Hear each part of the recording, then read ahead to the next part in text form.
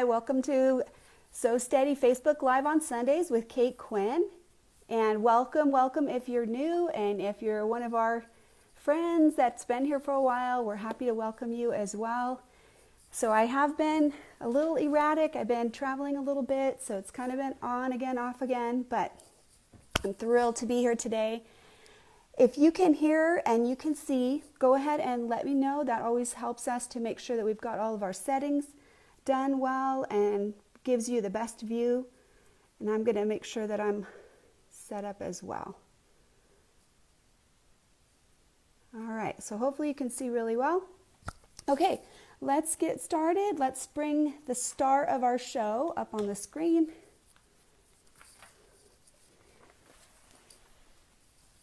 Okay, good. I got somebody said they can hear me, so I'm very glad about that.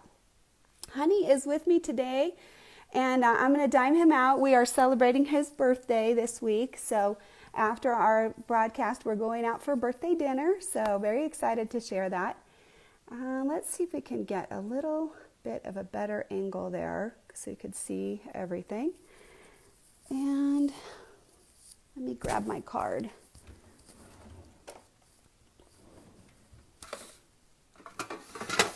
All right, we'll use red today.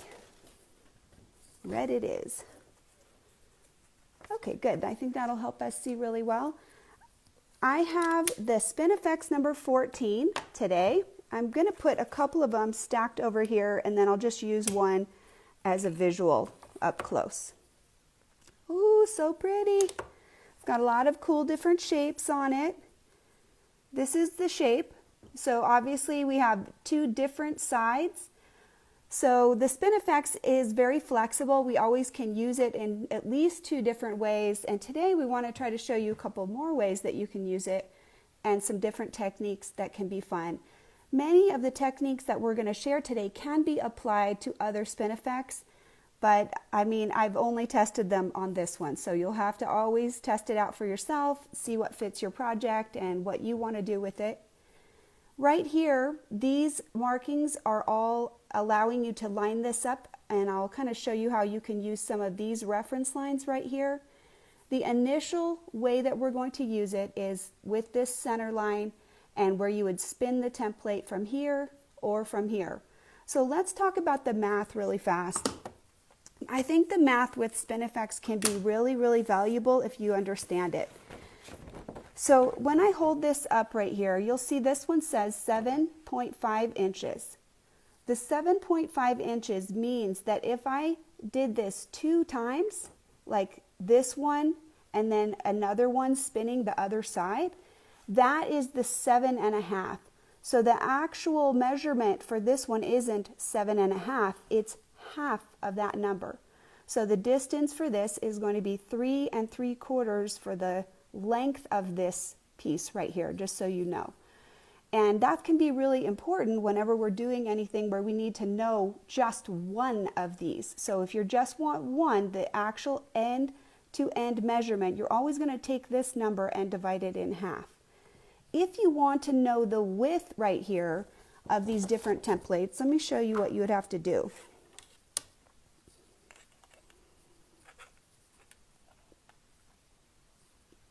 So let's see if I can get it right to the line. There, I'll get it so you can see it. The fattest width from this edge to this edge, if I put the ruler behind it, you'll see it's right at 3. I think mine's just a little bit off, but it's actually right at 3. And remember that the foot, if the foot is right here, it's going to sew in 1/4 inch from there. So the width for this particular one, the 7.5 inch, is actually going to be 2.5 inches wide. And you'll see we're going to be using those numbers today to make some different designs. If I have another different Spin E Fex, like if I have this size, I would have to put my ruler on that one as well and measure that also. This one doesn't really have a center line, and we do have one design we'll show you where we've marked that and how I've measured for the center, and I'll show you that as well. So let's get started. That's a lot of talking. I know. We always want to just get right to the sewing. All right. So let me put a couple of these things down and get the right one that we need, and we'll get started.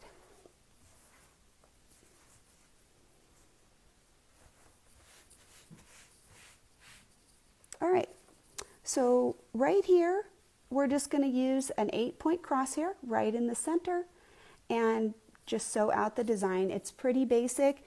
This is a 4-inch box, so when we do this, we need something that is going to fit in there. So this is the small one, this is the 3.5, and we can line it up on either side. We'll just pick one.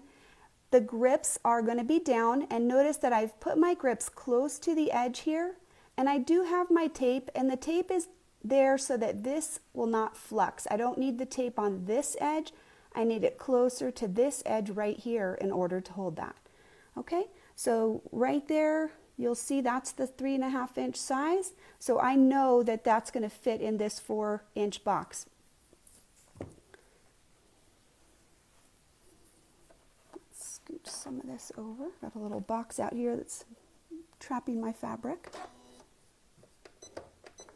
So I like to get my needle seated first.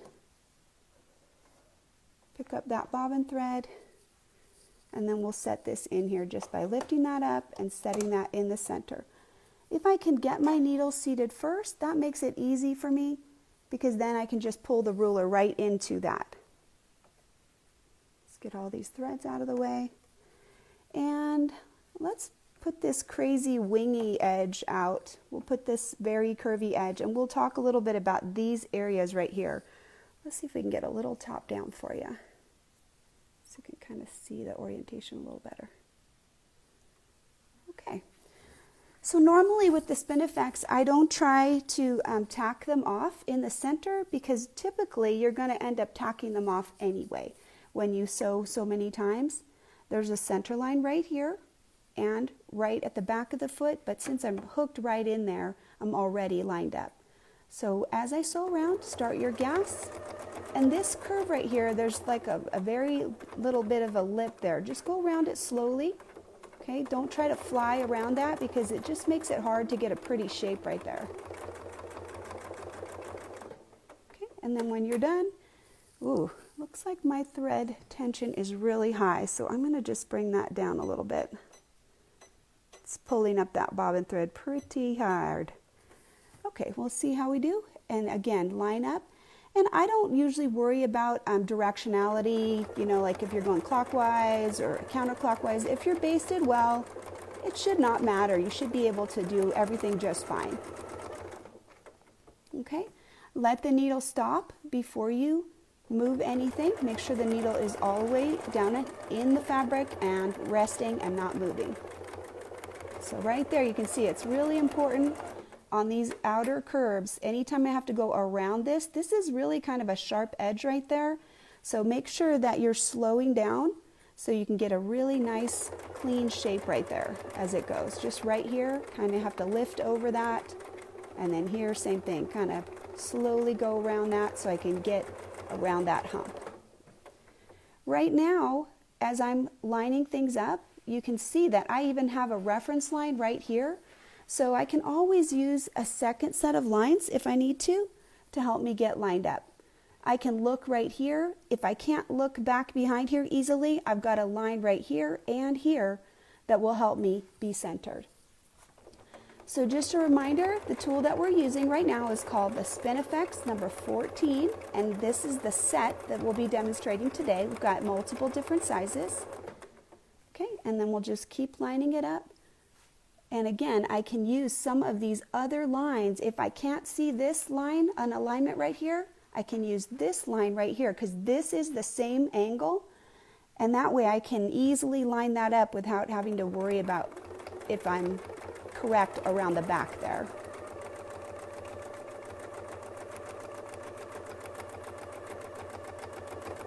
Okay. As you listen to my sewing machine, notice that it has a really nice rhythmic sound. You want your stitching sound to be very smooth. It should not be choppy, where it sounds like it's going fast and then it's going slow. The more smooth sound that you can create when you're stitching, the better you're going to be able to regulate your stitches. And I consider that to be one of the most important training elements that you can have if you're trying to get your free motion stitch regulated, is listening to the sound and making sure that you can create that nice, smooth lullaby with your machine. Almost enough to white noise you to sleep. All right, so we're right in the center. There's a lot of stitches, so I'll just put a couple of extra right there to tack that and make sure everything's tied off. Let's go ahead and pull that up, lifting up my needle, and now I'm going to release my presser foot. And I'll just hold that and pull the sandwich forward and hang on to this thread. And here, let's go ahead and put the needle down and up.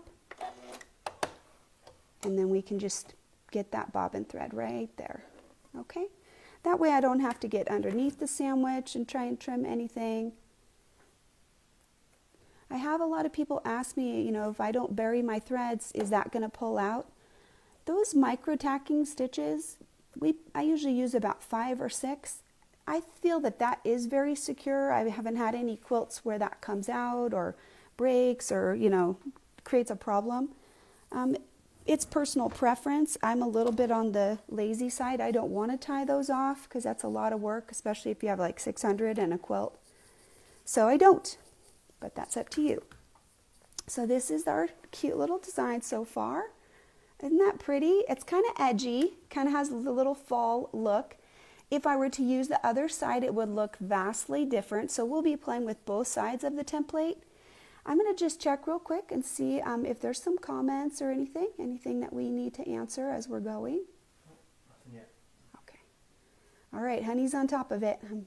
I'm going to just trust what he says.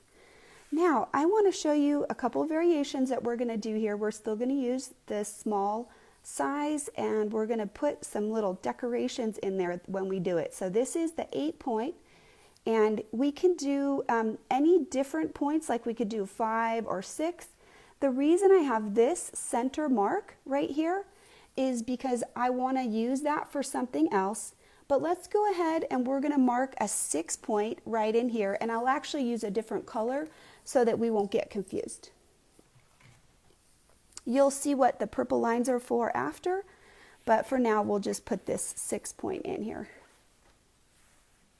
So again, whenever we use the crosshair square, let me just flip mine. Mine is a little bit wonky. All right, this number right there, number 4, there's a square that goes all the way around. Since I know that this is a 4-inch box, I can just lay that right on there. And that allows me to really easily center my markings. Now with the 6-point, you can see I've got the tall X and the straight lines. So I'm going to try to mirror that over here. It would look just a little bit different if I did it the other way where I had the wide X. Let's see if we can do it. There you go, like that. Where this is kind of like the wider part right there. It's going to look a little different. So depending on how you orient your 6-point, you can change the design, like whether it seems like it's standing up tall this way or if it's kind of laying over like that. That just makes a little bit of difference. Even though these are all the same distance apart, you can see that this doesn't have the center marking here. It only has it one direction, right? So how you lay that is going to impact how it looks. So I like the tall X, so we're going to set it up just like that.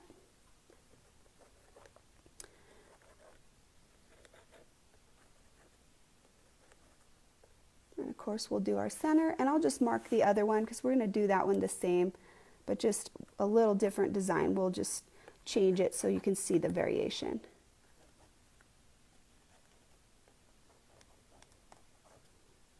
All right, and the center should be the same.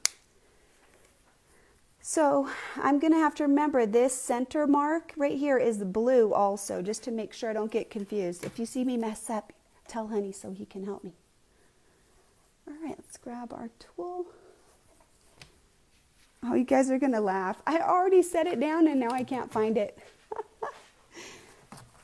I'm looking, that one that's a 3.5, is that? Oh, I think that's it. Okay, got it. Sorry, I'm a nut. Okay, let's go ahead. We'll set up the needle right there in the center one more time.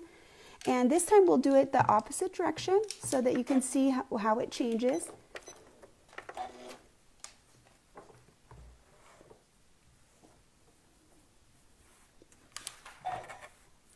I love my knee lift. It took a little while when I first got a machine that had a knee lift to get used to it, but the hands-free aspect of it, I love it. You definitely want that. So this was the part that we had that was out on this edge right here, so we're going to flip it this time. We'll do it opposite.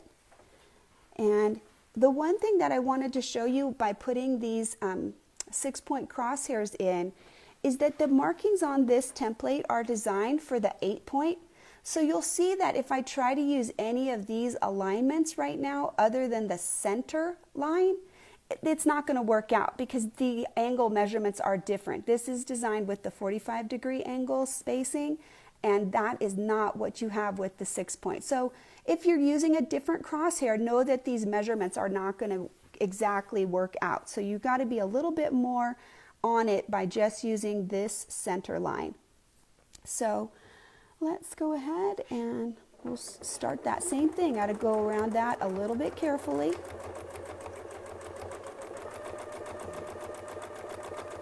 So we'll do this first one. And then here's what we're going to do. We're going to change it up a little bit just to play with it. I will rotate it, and this time I'm not going to do the whole design. I'm just going to line it up on that line, and I'm going to go until I touch right here and come in, and then I'll just come back. So all these other lines are going to have a little bit of double stitching, and that's okay, I don't mind. So line it up on each one the next time. So my center line is right on that blue mark, and I can line it up straight here. So I can use this line because these are all a straight line right there if you need help lining it up when you're seeing what's happening at the back. Okay, here we'll touch. We'll come back around. Now, if you don't like that these are double stitched and this one is not, there's a simple way to fix that. You could just double stitch this one right away when you do it the first time. And that way you're not shifting the template and you don't have to realign. But I just wanted to kind of get going. So right here, notice that if I align this up here, this is not correct. Make sure that I'm following my blue line. And here, if this is the orientation, I can use this line because this line is straight, and then the back should be perfectly aligned without me having to get back behind there and check everything. So just until we touch. So I'll repeat something I've said sometimes before. If we are sewing and we're trying to touch that line over there and we cross over right there, if we cross over, that's really visible. You're really going to see that if your little line comes into this leaf area. So right there, better to be 1 stitch short than 1 stitch over. Okay, then our center mark right here is our next line. I think we got some stray threads. We're going to just move them out of our way. Okay, hook this right into the foot, and we're lined right up on the center line. I can also use this center line as well, and we'll do the same thing. We're just going to go until we touch.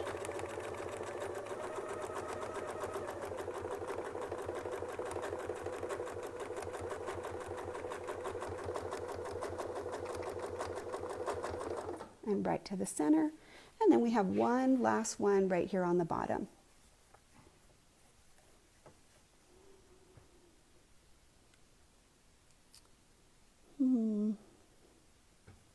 Let's see. Well, he's not quite going to work out how I hoped, so let's do this. I think I went a little too far down on that last one, so I'm just going to follow this around, make sure that I'm touching really nice, and then I can get this one lined up just like that. I'm lined right up on the center, and I need to get him lined up on this blue line.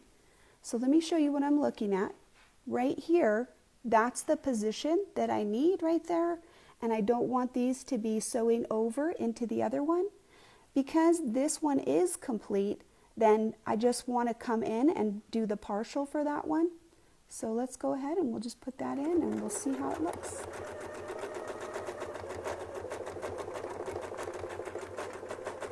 And I need a little bit more stitching on there. That did not quite do what I wanted. I'll have to figure it out later, but I'll show you the really fun part about how it connects into each other. So it looks like, I guess my center one should have been a little bit half. I should have done these full where they would kiss, but I still think it looks pretty awesome anyway. So you can see you can get a little bit of different looks in here. This is going to have this one kind of curving in.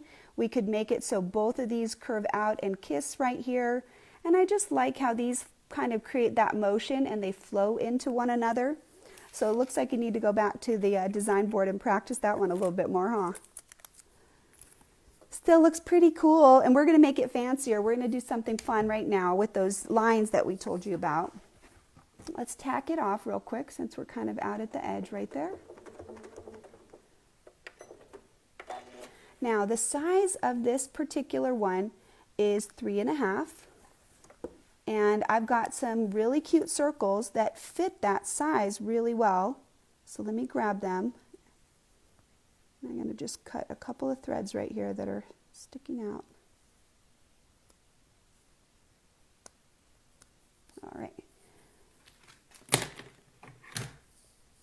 So I sewed this part first because if I sew it after, the circles are going to draw the fabric in and they can compromise this space. So if this draws in and this is actually less than 3.5 inches, that'll be fine because then the circle will have plenty of room, right? So I'm going to sew the next circle in, and these purple lines are going to make it perfect. They're going to make me be able to line everything up just the way I want to.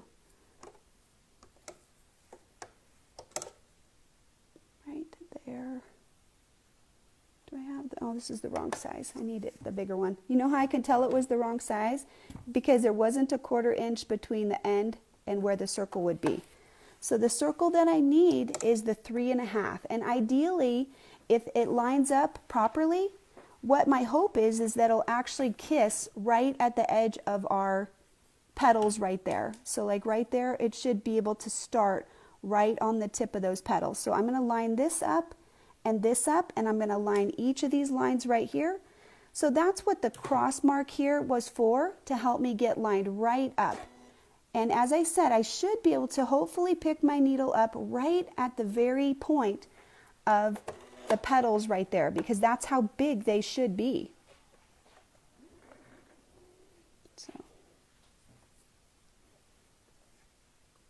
So this circle is 3.5. And this Spin E Fex is also 3.5. So before I start, I probably want to get my spacing gauge out and just do a quick little test. It's just a little far away, hang on. There we go. Couldn't reach it from my seat, but it was close by.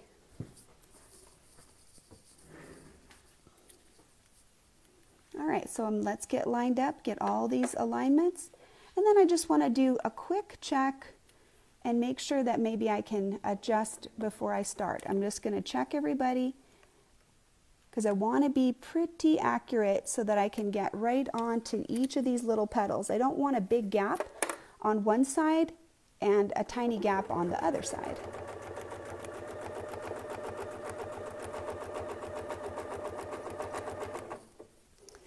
I'm going to pull my sandwich up a little bit. It's kind of dragging down. When you can feel that it's pulling on you, kind of pull it up, get it up on your Sew Steady table. So we'll just tag that off. And you can see if I actually sewed out to the tip of the petal, so you know I can sew this and I can sew back, I can actually start my circle that way. So this could be continuous. So right now I'm just going to jump stitch, which means I'm just going to move my needle. I want to cut these threads though and get these out of my way. All right, put those in the trash. Good thread management. And let's go ahead and we'll line up the next circle. So the next circle is the simple circle at 4 inches. So we'll just take this off. So this is what we can do with these little keys. We can actually just take the tool off that lets us put a different tool on at a different size maybe, and then we can keep sewing. I like to have these little pull tabs right there. I just fold this back.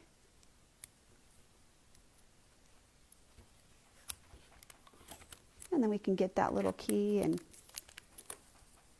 put this on.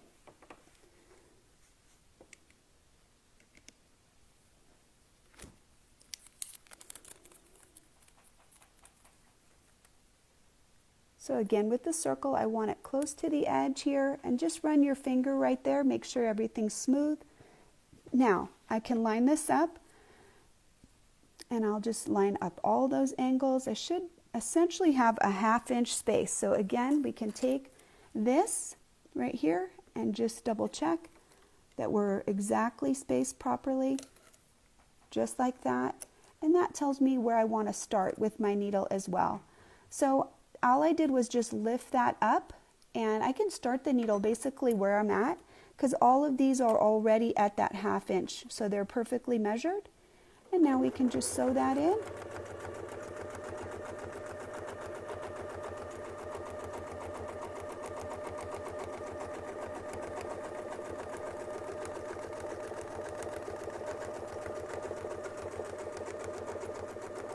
And then we'll just continue a little bit just so we don't have our tack stitch to be at the exact same spot.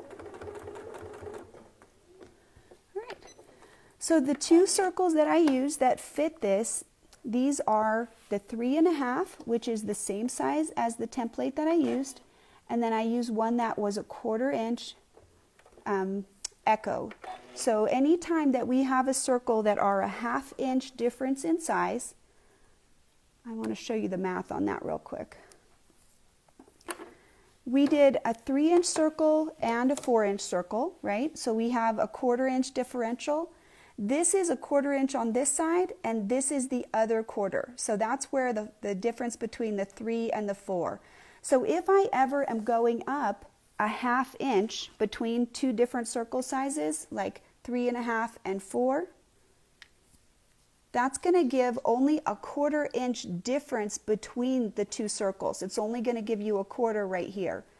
If I want something that's bigger than that, like if I went from 3 to 4, that'll give you the 1/2 inch. You're going to split that number. The difference between 3 and 4 is 1 inch, and it will be 1/2 on one side of the circle and 1/2 on the other side.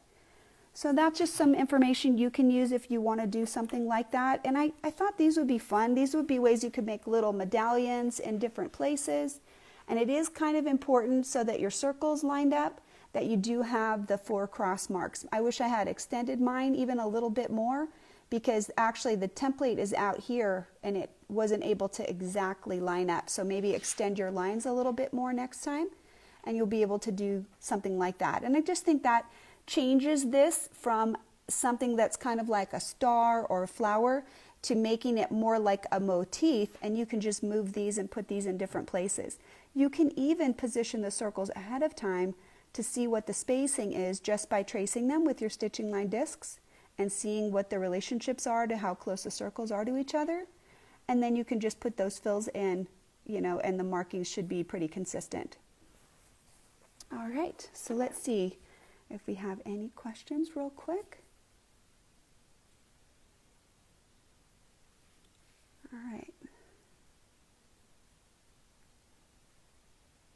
So thanks for your patience. I always just want to check through and make sure that I'm getting you guys' questions answered and things like that. So I don't see any specific questions. Thank you for the welcome back. One of the things that's really fun about this is we just did this at a very, very small scale. This is inside of a 4-inch box. But if you have the 11.5-inch template, you can do this at 11.5 and put a 12-inch inscribed circle in your box. So this can be quite a big shape if you have the different spin effects. You don't just have to do it in one size. And you can make these echoes bigger. If you want to do that, then I'm suggesting that with the bigger ones, you might be wanting to use something like this. So for example, if I have the 5.5, let's see, or I guess the 7.5 spin effects, you can use some other size. Neither of these are the right ones. Here we go. I got it. I just had them set aside, but I picked the wrong one. So if I do a 5.5, this will match up to the Spin E Fex, and these right here will give that 1/2 inch echo. And I can do a 5.5 inch Spin E Fex, and I can do the 7. Or if I want a really big jump, this is going to give me the this will give me the full inch. When I jump up here, there'll be a full inch between these. So just using these, you can easily change whatever echo size that you want to based on how this looks, and you can then even put fills in there or whatever you want to do. And that's a great way to make the design larger if you need to, without a lot of extra finagling. Okay, let's start working on this space right here. This one is, I think, I haven't tried to explain it to anybody yet, but when I tried to explain it to myself, it's a little bit complicated, but hopefully it'll make sense based on the measurements that we talked about before. I'm going to try to come out just a little bit more so you can see the positioning of the template as we go. The spacing here, this from this line all the way across, this is the 9.5. So the template size that we're going to use is the 9.5 inch size. So let me grab that. You'll remember at the beginning that I said that if we sewed it 2 times, it's going to fit twice, and that's the 9, right? So that this is actually half of that 9. So it's 4 3/4, I guess. So let's start working it this way so you can see what we're doing. What we're going to do is I'm showing you a way you can use your Spin E Fex to create an all over fill. And if the numbers don't match, like, you know, I've obviously made my box so that it fits the math perfectly, but I also have done it on a little sample and I just started doing it. I didn't do any math and it still looks great. These right here, this is the 4 3/4, and you can see that I've actually lined it up right there. And let's see, I think I need to adjust this arrow a little bit. He's not quite in the right spot. Right there. He's telling me that that's where my needle is going to stop when I need to be in the middle. And that's something we're going to need to do with this. So I went ahead and I took my ruler stickers and I marked that. And what I did here is, you know, I lined these up. You can see there's a reference line right here and there's a reference line right there. And I measured this distance and I marked it in the center because we're going to need that as we travel on this design. And again, this might be something where you end up with a little smushing, you know, a little fudging, because fabric is moving around. It's got a mind of its own. Around that curve, nice and slow, and getting right into our center mark. Just bring this down. We're lining it up right on the center line here, and that's going to keep the design nice and straight. Could I start this in the middle and work to the outside with a straight line? Absolutely, you bet I can. Okay, so here, now I need to get to that middle position right there. Another way that you could mark this, if you don't have this or you don't know what this should be for some reason, you can make this first set of lines and then you can, I'll just do it. I'll just show you what I mean. It's so much easier than trying to explain. These only come out so far. I can take a straight edge ruler and I can lay it right against there so that this is aligned and I can draw a straight line. And that is going to let me know exactly where the furthest point is and where I need to stop, right? But we put a few extra lines in there, I think, just to make things easier.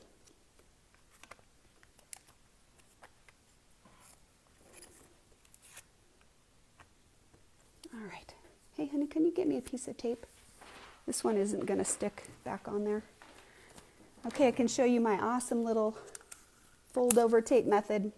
Okay, I just am using regular opaque Scotch tape. I think it's a little bit sturdier. It's not quite as brittle as the clear. I would love to use the clear, but this thing lasts just a little bit longer. So make sure that you put the tape near this edge right here, not down here. We don't care about this. We want to be right here but just make sure it's not obstructing the movement of your ruler foot. Now I'm going to go back to this orientation. We've come up to the middle. Let me show you something. I'm going to flip this around, and this should be, let's see, where are we? This is the center position. Let me show you. I know that got complicated, didn't it? Look, I'm lined back up, right?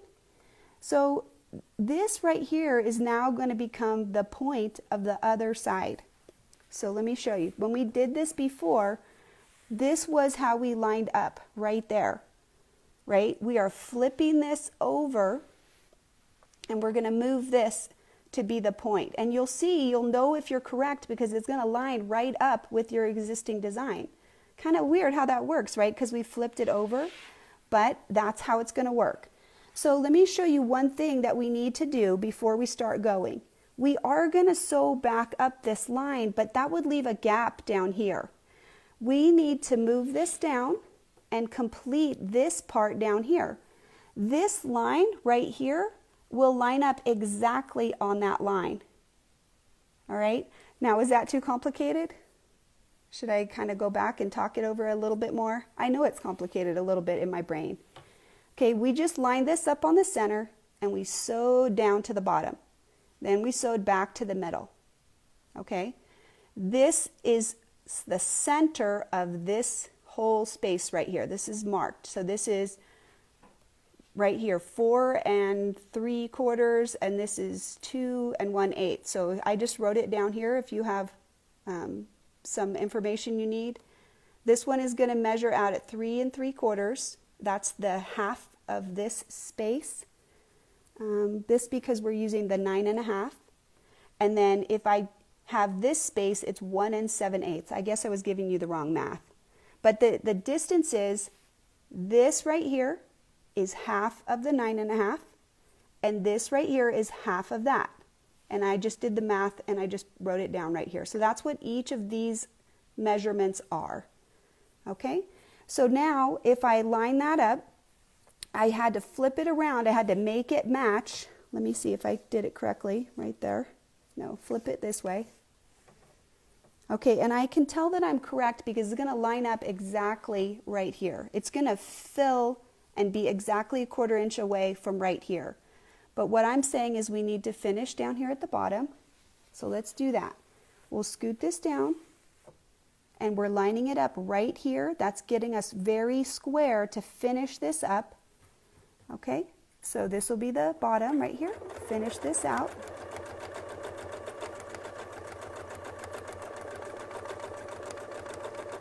Gently around the corner. And now we can just push it up and start going the other way.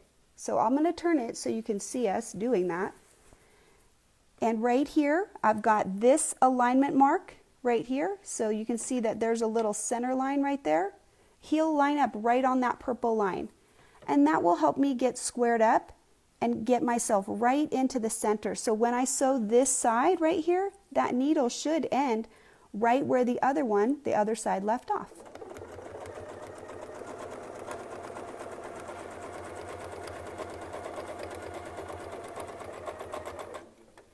Okay, and same thing, just move it down and line it up, a little smushing, get everybody lined up. Right to the boundary, and then I'm going to come, well, I guess we're there. I guess we're right in the middle already, so we don't have to do anything. So once we're there, now we've got to flip it around again to go the other way, and let me show you what happens. So now we have this lined up. We have all the reference lines. We should be able to sew right into the center because we're already at the top there.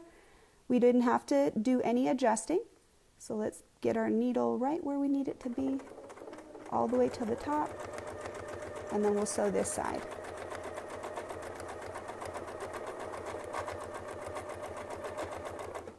Okay, and same thing, we should be able to just pull that down and we'll get lined right up. So I'm aligning this line down here, and I'll be at the bottom. So right now we'll end in the center, so we're going to have to come back up to the middle. right? So every other line, that's the adjustment that we'll have to make.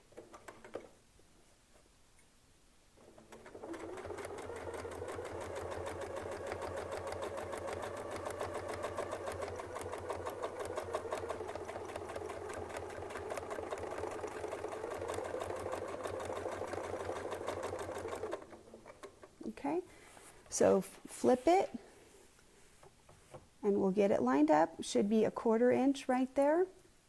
And now we can do the other side. I think we need maybe one more stitch right there to kind of get to the middle. So right here, that looks just a little bit big, but we can smush it a little bit.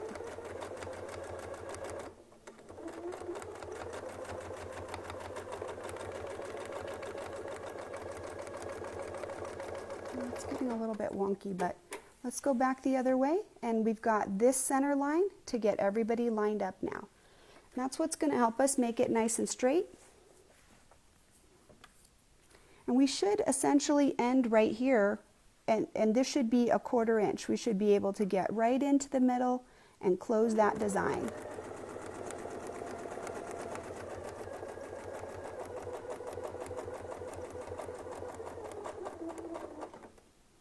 Okay, and then line it up.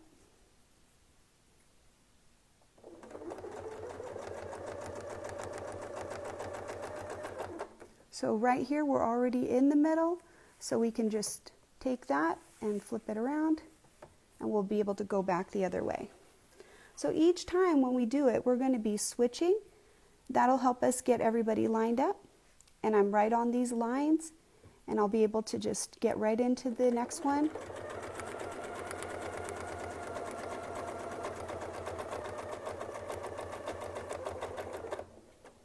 And then just close this and come back down. So this one's kind of big. I did it with a smaller one, and I'll bring that sample up and show you. When I'm at the center, I need to come back to the center of the design, the middle. I'm not at the end, I'm sort of at the top or the bottom, but right now we need to be out here. And then this is that ending. If we flip it like this, and then we'll just pull it down so we can finish this side.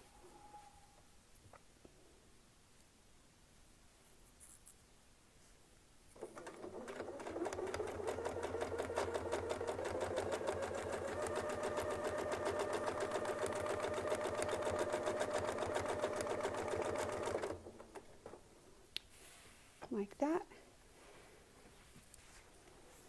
And we'll just finish this part of this row, and then we'll stop and we'll take a look at it, and we'll bring out that smaller one as well.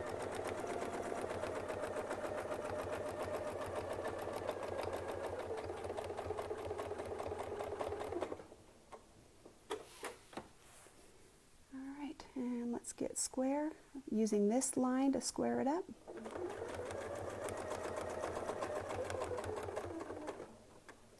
And I'm just going to tack it. I'll tack it right here.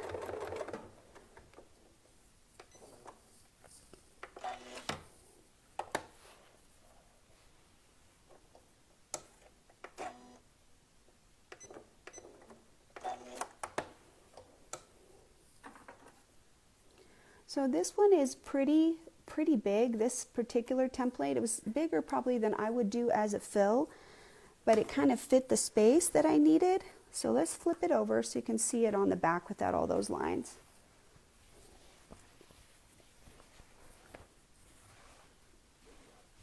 So let's see if we can just come out a little bit so you can get more of a, there you go. So it kind of has that Persian tile type of a look to it. And you know, these ones will all go in one direction, and then the other ones will go in the other direction. This little kind of part will go this way, and then it will go that way. So it looks pretty fun. And then here's kind of a sample of how you could embellish it, and you can play with it. Let's see, there we go. So this is a little bit smaller. Let's see if we can just pull it up. So you can just do kind of this curve through the center, and this is just an S, and then just echo it, and you echo back, and then you do an S, and then come down and echo back. And then this is just kind of like a little, you know, long oval, and then echoed it, and then come back, and then spin out. So this would be something you'd start down at the bottom that would go this way, right? Can you see that? And then this is just kind of cute and fun if you just wanted to put some detail in there. Like if this was too much openness, this would give you every other one open, but then you'd have some detail in the center. So I think this one is the 7.5 at this size. So like that's the scale for you. Okay, so any questions so far on that one? So here's the other ones. Let's cut some of these threads and then you can just see the back of these ones as well.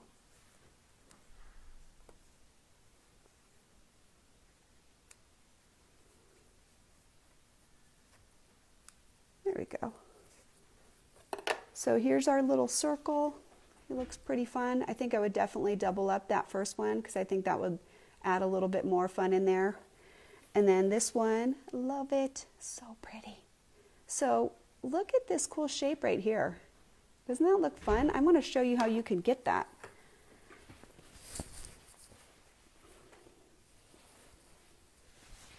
All right, I'm going to cut some threads here and we're going to show you another way you can play with your tools.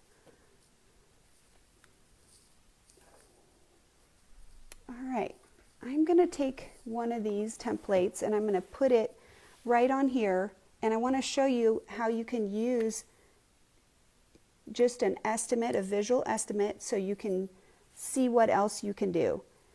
This right here, as I sew in, there's a very strong foot anchor right there on each side. And I can use different sizes of this, but if I set this right on here and I line up this part, let me scoot it up a little. So this is the foot anchor right there, but I don't want the foot to touch out here. I want it to hit right here. Well, this is the shortest length, so I would want to test it right on that space. So let's just go ahead, we'll put our foot and we'll put our needle down. Right here, this is about as big as this can get. If I choose one more size, so this is the 9, this will fit on this space right here, right? It's shorter here, of course, but this is the shortest leg. So by putting this on, I'm testing what can fit right there. So let's go ahead and pick up our needle and get our bobbin thread, and I think that's definitely going to fit in that space, and it'll fit all the way around.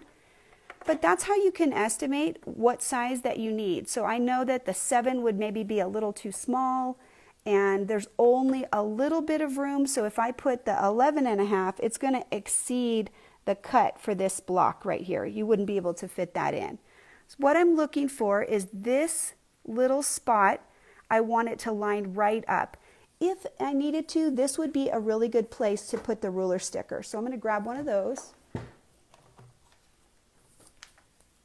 I think we'll use a blue one this time so we don't get confused.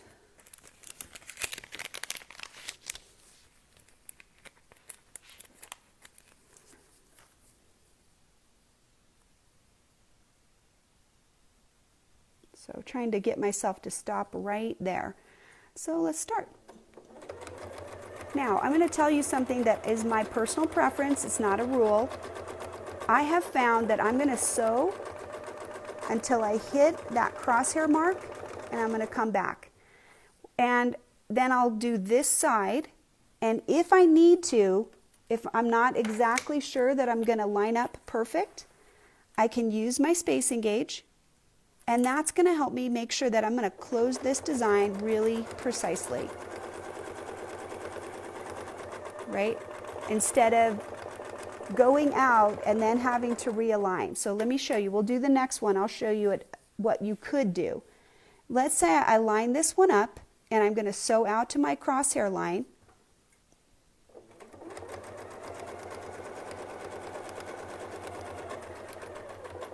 I could rotate this and I could put this side on it, but then I would have to line up again. I'd have to line up this center line, and I'd have to pray that it's going to be perfect. But if I just sew back, then I don't have to worry about that. So I feel like there's just a little bit of, it's a little bit easier for me if I do it just by double stitching it. I find that that's just my personal preference, but that's totally up to you. So let's go ahead, we'll do the next line. We'll get it lined up right there. And how about we'll alternate them so you can see and what you like and what your personal preference might be. So I'll come back to the center, and then on this one, we'll rotate it and get the other side lined up. And again, this is where that spacing gauge can be really powerful, so you can easily get right where you want to without any questions.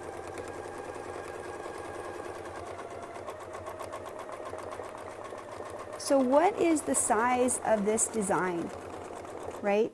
This particular block is 9.5, but we're not using all of this. We're using about maybe an inch less of it, and that'll be an inch on each side.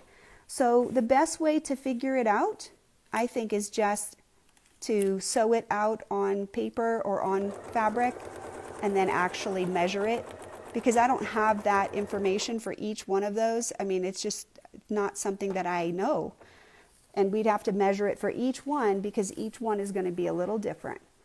So this one, we're doing the single side, and we'd have to rotate to this side and get anchored, and then adjust right here so that we can get right back to the center right there. You can use your pinky finger and just kind of put that in there, and that's a good estimate for being able to get back to the center. For me it is, maybe not for everybody. All right, let's do another one. We'll do this side first because I've got those nice marks right there with that little arrow. And that'll help set the height of that side, not stitching past the crosshair mark. Coming back to the center, and then getting a line so that I can use my spacing gauge and get right to that very edge of that design.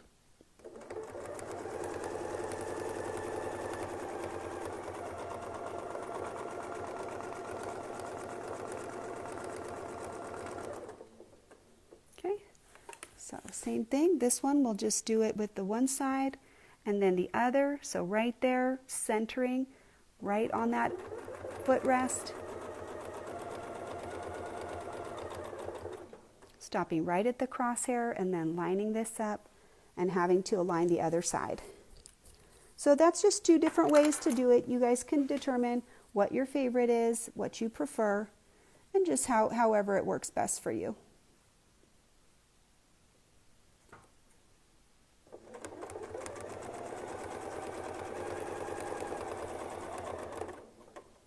Okay, and let's see, what do we have? We have two more to go. Oh, keep flipping around. Flippy-do. I'll go ahead and do all of them just so you can get the full view of how that's going to look. I think that's going to help us.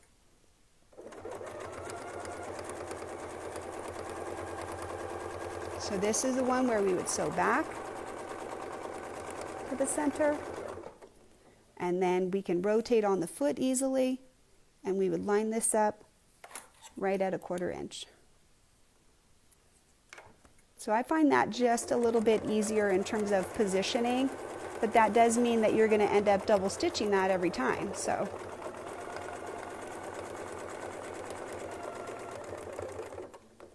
okay, and then this last one will be single stitched.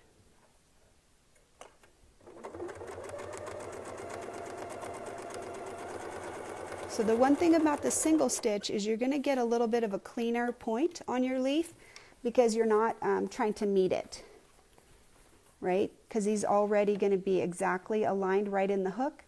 But what you get maybe here is a little smush to make sure that you're right in that 1/4 inch. Right here, you see that? So that's what you're getting when you line it back up to the center. But it's good, I don't care. Okay, now we're at the center and we can go ahead and tack that off, put a few of those tacking stitches in there.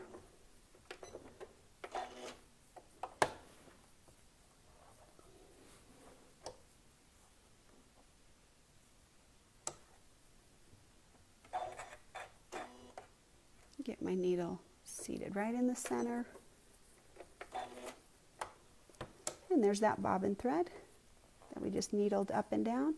And we'll cut all those threads so we can show you that pretty design. All right, good thread management. I'm trying to always put them in the trash. So I know it always looks a little messy with all of these lines. Let's go ahead and flip it over so we can show you something a little different. So I think it's hard to imagine that you could get this shape out of it, but just by using those feet rests, you can get a completely different shape than you would think with that. Then one thing to note on that is that only works going a specific directionality, right?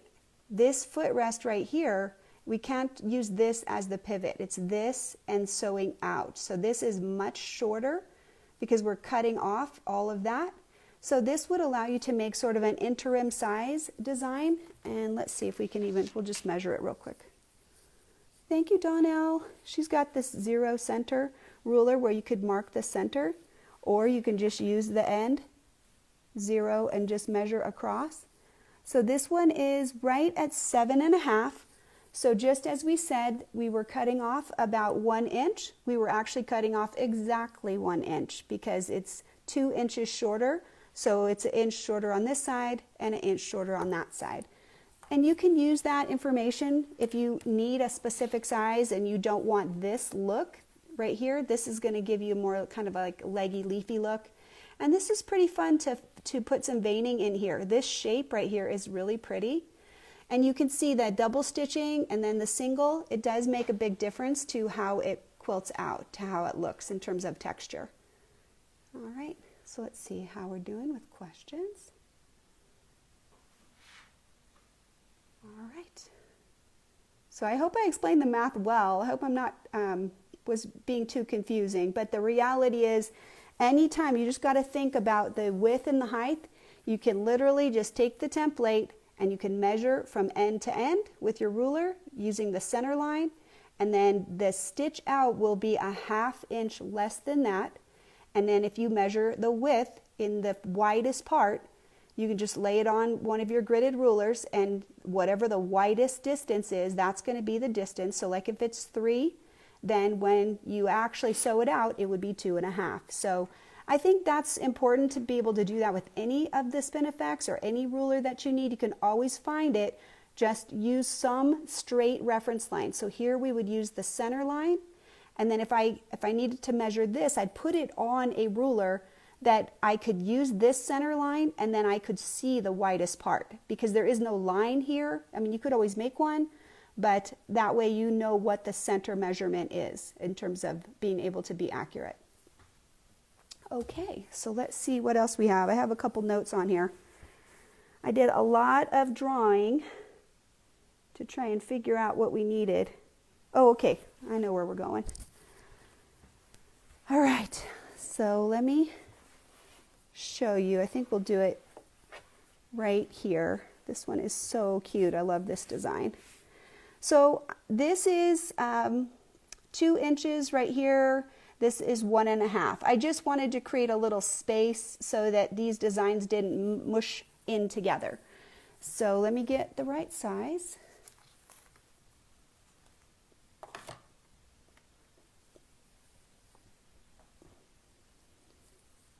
I think it's size number 5.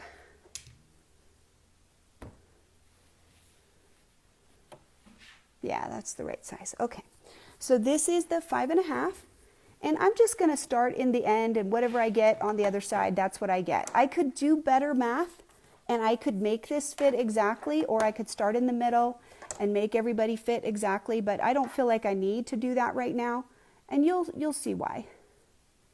It's all going to work out. Put your grips down. Make sure that they're always down because we need that. Now, we talked about this line. Let me see if I can put something under there so you could see it better. We'll just put this under there. And let's get you in a little closer too. All right. This line right here cuts right through this opening. As the foot sinks in there, the needle will align with that white line that goes across. And these measurements are a 1/2 inch, and if you were moving it down, you could use those as a reference. We don't need those for this design, but they can be very useful, so I just want to make sure that we mention them. So right now, I'm going to put my foot down here at this bottom corner. Remember I said that the width of this is 1.5. If I'm using a bigger template, I could use a wider spacing because the template would be taller. You would have to play with that and find out what works best for you.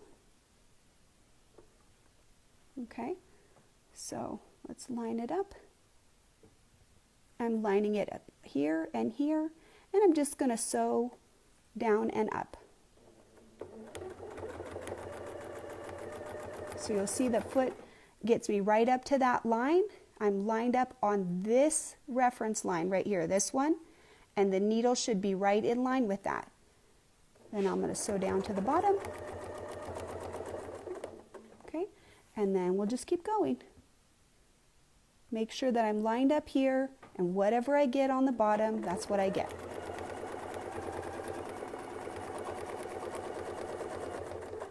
Right there. And then we'll just keep going. So the widest that you could make this would be whatever the width of this template is, how thick it is across this distance, right? And actually we're going a little further than the center, so it's actually curving in a little bit. And that's okay, that's just a choice that we're making. It's totally up to us. Nobody is making those decisions for us. But I think it's important to know that the widest that you could do was just as wide as the template is. So we'll just keep getting aligned. One of the things I like about doing it end to end this way is I'm not getting any overlap because I'm just moving down so that the template will start where it left off. And that's nice. Then there's no weird, overstitching between these. Now, you could have overstitching. It's up to you if you wanted that. That just depends on how you align it in terms of the width. Okay.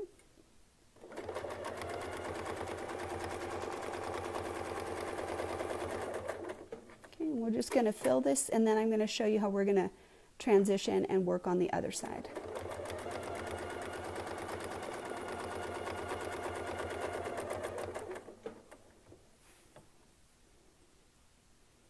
It's actually going to work out pretty good. We're really close to being able to fit this in exactly.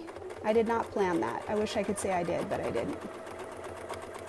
So we'll just actually sew all the way down to the bottom. Now, what I want to do is I want to sew the other side. So let me show you some alignments that we can use. I got to get this off first. Clearly, I've never taken this one off because he does not have a pull tab.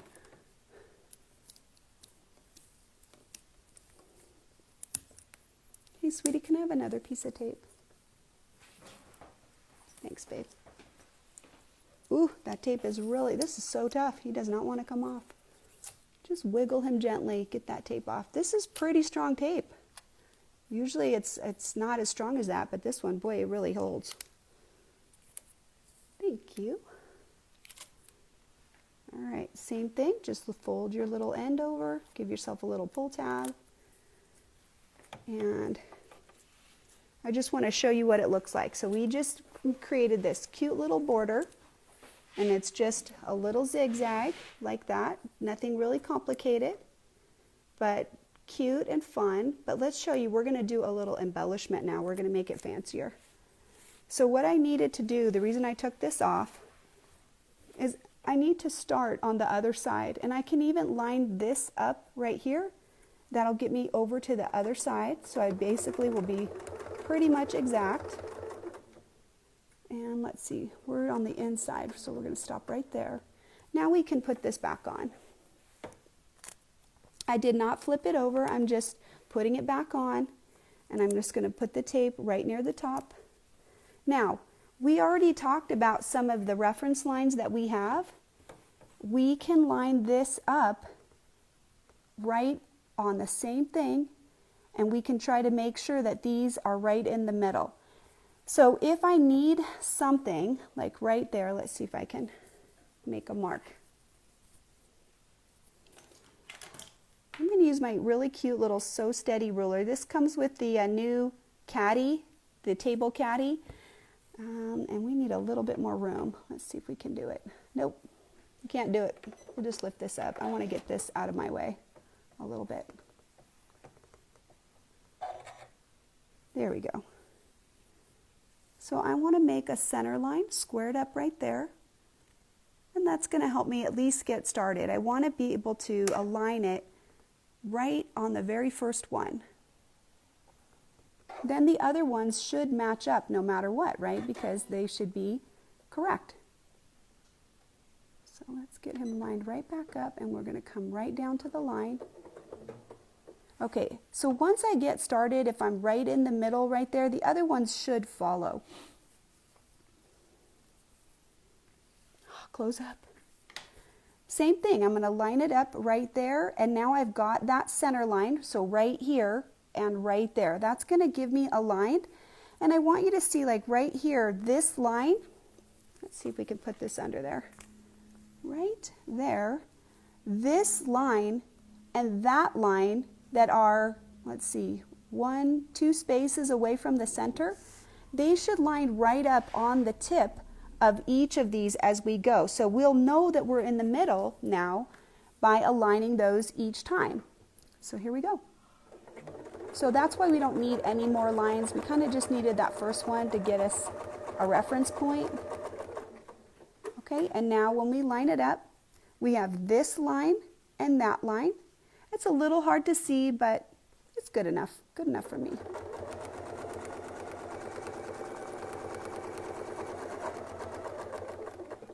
Okay, and I'm going to scoot that out of the way. Same thing, getting lined up on this line, and this reference line and that reference line should be right on the little peaks, and that's going to keep us lined up very nicely, so we'll be right in the middle.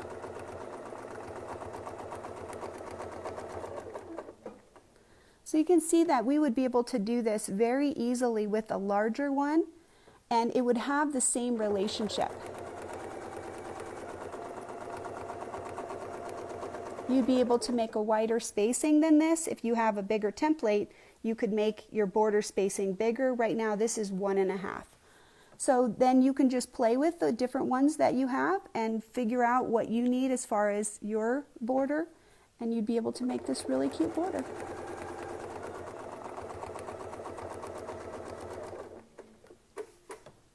So I'll just keep getting them lined up, and if I need a little smushing to make all of these line up, then I'll do that. That's a little bit self-correcting also, because if you just keep letting it get further and further off, it might look good at the beginning, but then it's going to look kind of wonky as you go. So right now is the time for us to correct, making sure, like if I need to do a little smush here and a little smush there, now I can get these areas lined back up, and that's going to help create more straight and perfect measurements as we go. If I can't line up both sides right here, line up just this side, get this side lined up, sew down to the bottom, right? And then I can line up this side on that side. And that is a way that I can correct both sides and kind of get back on to the straight and narrow as I go. All right, we're almost there. It's a lot of talking, but it does go a lot faster when I'm not explaining it. I always feel like I have to say that. It's gonna look great, honest, I promise. All right, and we'll get squared up, and we're actually right at the bottom right here, which is great. And get lined up on that one. Oh, this is gonna be so cute, and it fits perfectly. Let's take this off, and I'm gonna show you how it looks. I think it's adorable. I especially like the cutesy little border. I mean, I like how it is with the small size, because it's so cute. Look at it, right? You get like these cool little diamonds, and they're kind of curvy, they're swoopy. So just love it, so pretty. All right. Ooh, so somebody liked the circle echo around it. I just saw that. And somebody likes this pattern. And then of course, like I said, you have so many different sizes. If you get the 5-piece set, I do like Donnell's centering ruler too. I used it for a couple of things in this because one of my spaces on this was not even. So I used the centering ruler to find the middle, and that was really helpful. So what they were talking about is with Donnell's centering ruler. So it's zeroed out in the middle, like right here, right there. So if I need to find the center of something, like if I need to find the center of these lines, I can just put that in the middle, approximately the middle, and align it so that this number and the number on the other side are the same, and then you have the center. So that's pretty awesome. Oh, Pacola said that she thinks that the math needs to be in the beginner class. So Pacola, I'm going to address that. So I think that there's a lot of learning with rulers, especially basic beginning mechanics. And if you start giving people a lot of math and a lot of other things that don't say, okay, so, they get really frustrated. That is from 10 years of experience. I think the math is important, but I think sometimes if we're just in a beginning class, we really just want them to get over their fear of sewing with rulers and get some basic comfort of just keeping the foot next to the ruler, being able to use the hand positions, and being able to feel successful. So really, I do think the math is kind of like, maybe a little bit intermediate to being able to use the rulers themselves. So I think you have a good point. It's definitely important, but that's why we don't usually teach that right in the beginning, because we don't want to scare anybody off. All right, so let's see how we're doing. I think it's so cool. You guys are all saying hi to each other. You guys got all this fun things going on. It's like all this friends are just collecting up and saying hello to everybody. Okay, let's tack this off. And if I wanted to ditch, I could just easily go down the ditch right here and connect this all, but we won't. We just want to move on to something else.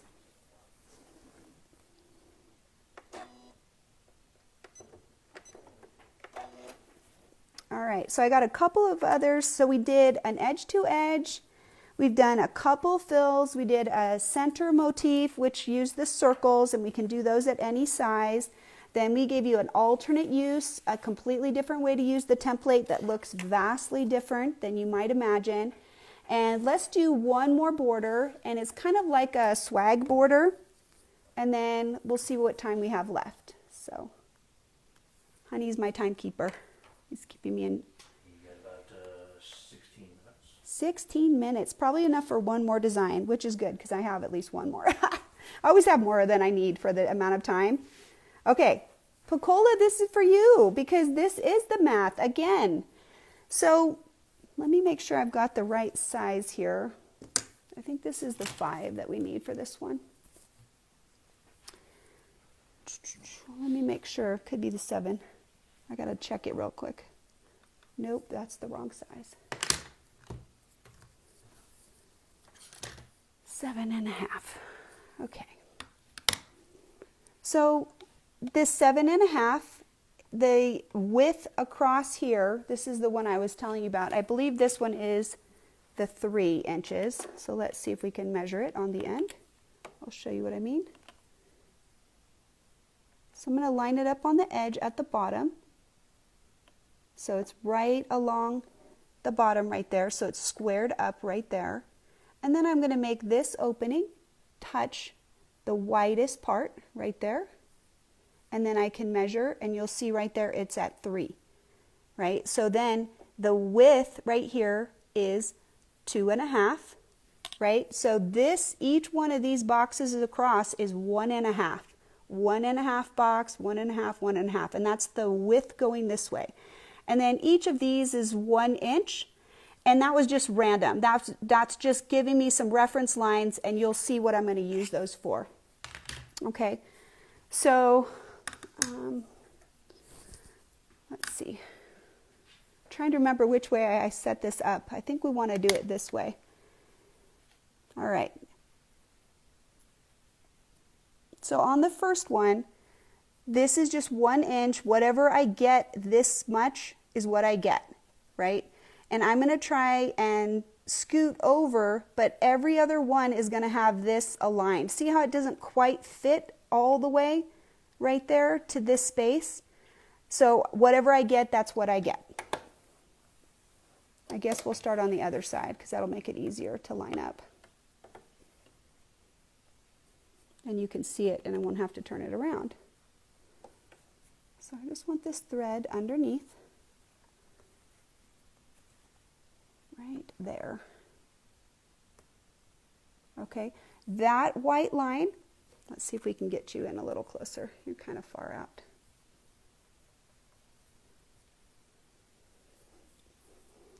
I got a lot of glare there. I can't see what you're seeing. There we go. Hopefully that's better. All right, so I've got the ruler lined up and I've got it centered right on my purple line. So I'm going to just pick up my thread over here, right in the seam. It doesn't matter, as I'm just going as far as I can as far as the seam goes. I can't be right on the little intersection right there. The first one isn't a perfect fit because it's less than the width of that template. So let me get them lined back up again. Right there. Am I on the line? Sorry guys, I'm having a little visual challenge right now. I'm having trouble seeing. Okay, so here we go. We'll just sew around that little spot right to the center and we'll come over. Now, this is not going to be exact and we want to skip this one. So we have a little ways to go. So we got to kind of scoot over. If you wanted to, you can just put your straight edge on there. But if you just want to fudge it, you can fudge it too. Line up your center, right? And then you're going to go until your foot touches the edge of the ruler. And you'll be able to put this part in. Get to the boundary. And then just scoot over. And we're skipping. So we're skipping this one. We're coming over to this one. Okay. Get the center lined up right there. And again, I want to make sure that my foot is touching, get into the middle, and now we'll come over here. So all we have done is we are just going to move up to the next line. We use this line right here.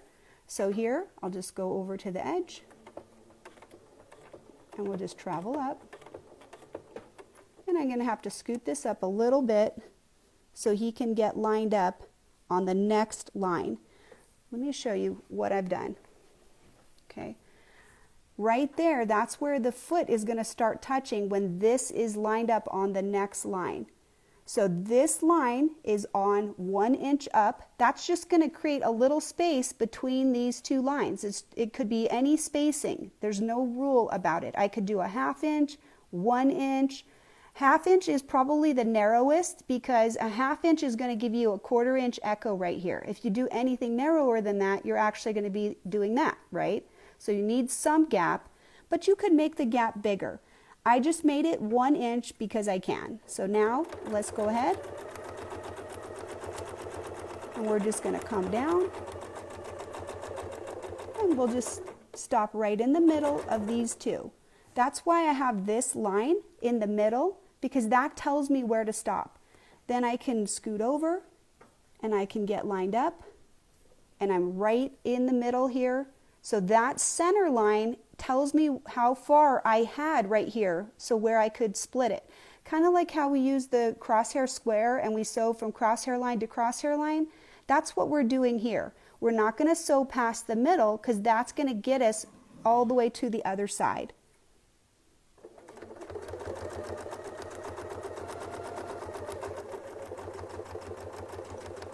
So then I'll just come down until I touch that line.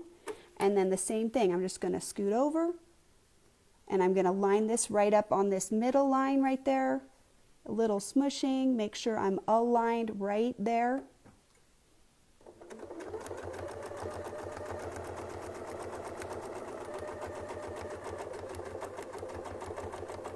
Touching the midline. And then we'll be done essentially. So right now we're at the bottom.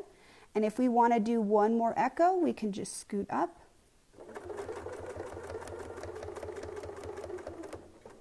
And it's the same thing. Here we're going to line it up. It looks like we went a little too far. So let me show you where we are. I'll sew it upside down this time.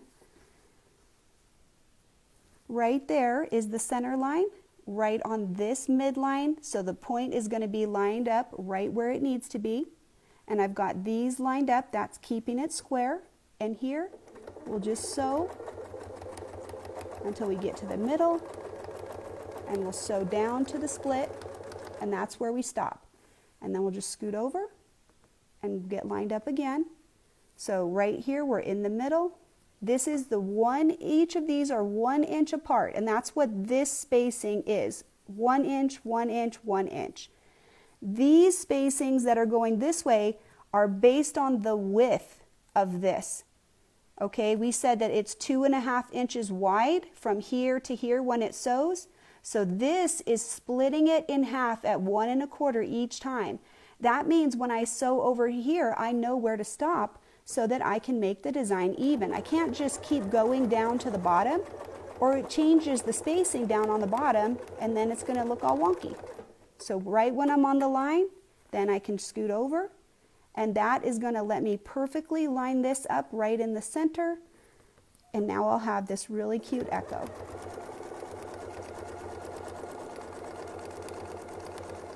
And if I'm a little bit off, I'm not too worried about it, because remember that these lines are going to go away. But this is just a really cute swag that you can use. And I could also flip the border different ways. Like right now, we just did it with this pointy side and we kind of echoed it. But we could change it. So I'm going to tie it off just so we can flip it over. I think it looks better without all these lines.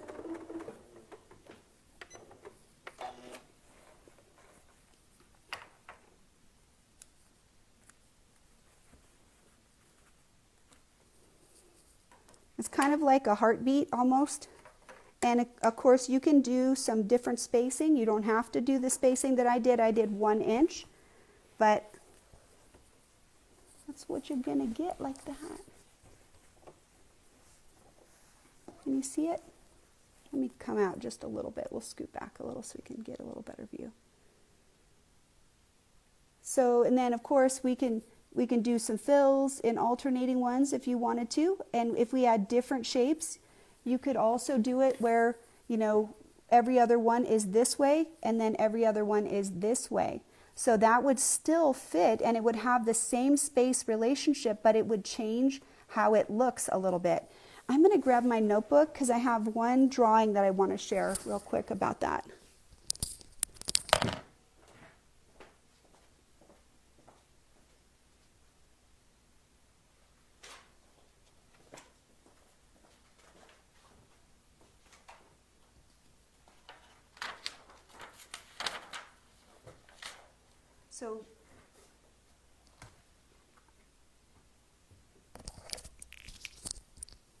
So when we did it, we used that kind of like pointy side that has like the little jaggedy edge right there.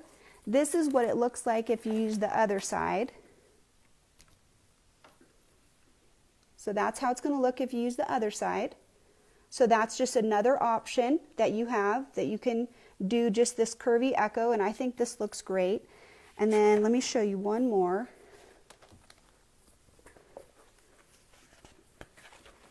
I got to go back a couple pages. Hang on just a second.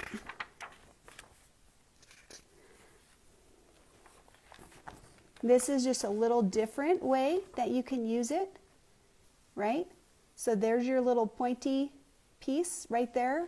And that's similar to what we did, but this one has a lot narrower echo and it's not as much of the design. So this is just, you're only using a little piece of it and it's going to create this kind of little pointy swag, which I think looks cute. And then there's one more. If you use a big template, a really big one, and you increase your spacing, then you could do something like this. And then that becomes sort of like a fill and a motif all on its own.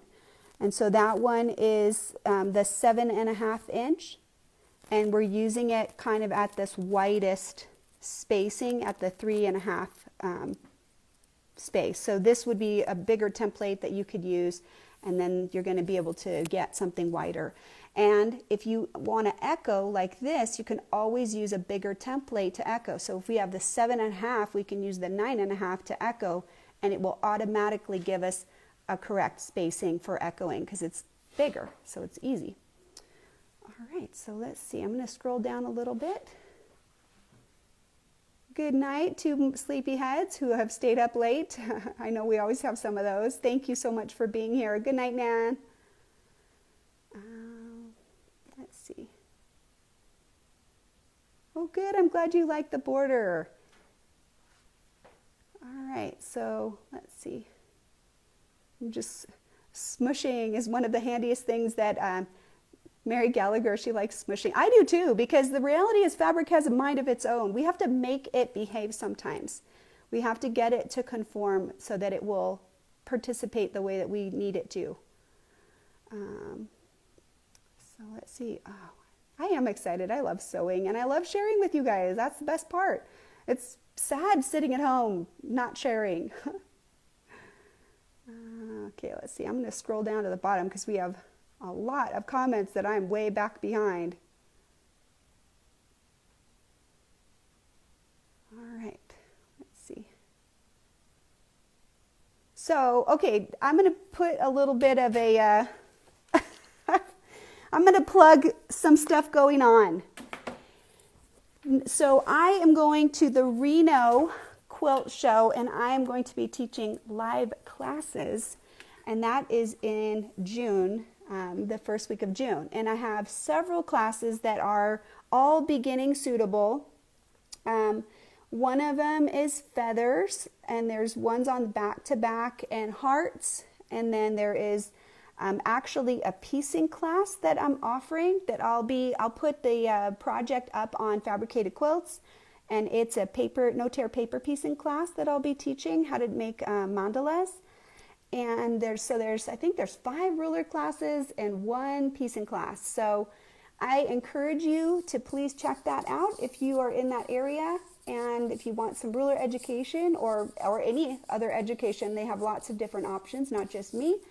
That's the second week of June, and the third week of June I'm going to be at the Kansas City Quilt Show, and I will be teaching in the classroom, but I will also be on the floor for some of the time at Kansas City. Like I have 1 class each day, and then one day I have 2 classes, and the rest of the time I'll be out on the sales floor. So I'll be doing demos, and Ann Moore is also going to be with me, and she is a powerhouse and awesome too.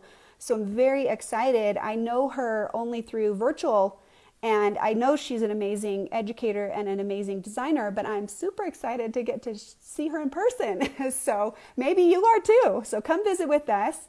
So those are the classes that are coming up. I do have a lot of stuff coming up. I'm going to tell you that my Feather Fantasy Sampler class, amazing results. You people are fantastic. But along with that, I've had so many people ask me to host it again. So we have scheduled it for late July. I believe the classes are a week apart. And so we will be putting that class back out there for people to have a live event with that class. And then I have lots of other classes coming up. So go ahead and check the schedule. A reminder that next week I will be at the show in Pigeon Forge, Tennessee at Mountain Quilt Fest. So I will be on the sales floor. If you're there, I would love to see you and meet some of my friends in person. And you can also shop virtually if that's not your thing, if you just want to do that. But I will not be broadcasting next week. Number 1, it's Mother's Day, and number 2, I won't be home. So I hope that you all will be using your Mother's Day gifts and playing at home and having fun. So anyway, I'd love to hear from you. If you guys have anything that you want to say to me, I do pretty much respond to everybody. So it's been really fun getting to know some people. But if you have questions or comments, however, I will tell you that I mostly do not, I can't do a design consult for individual people's quilts because Otherwise, I would never sleep. So anyway, that's what's going on. And I want to say goodbye and have a great day. So thank you guys so much for being here. And I appreciate you. Have a great weekend. And happy Mother's Day to all the moms out there. And don't think that the guys aren't valued. We appreciate you, the men who are quilters and quilter support. We appreciate you on all sides. So thanks to everybody for being here and have a great day.